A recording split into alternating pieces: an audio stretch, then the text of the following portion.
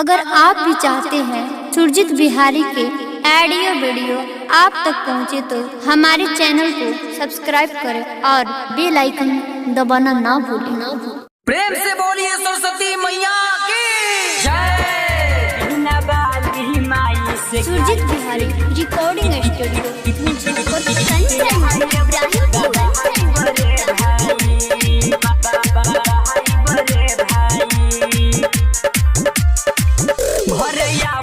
सरस्वती माई माई के तोहरे के बाटे पूजा हाई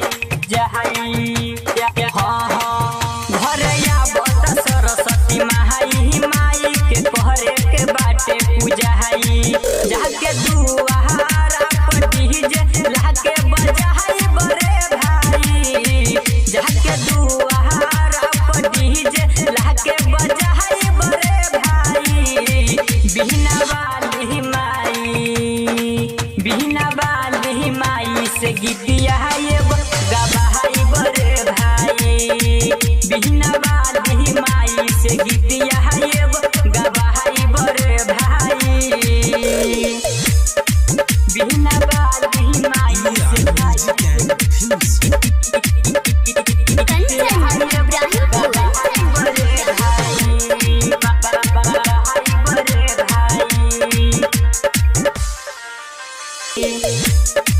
बिना वाली माई से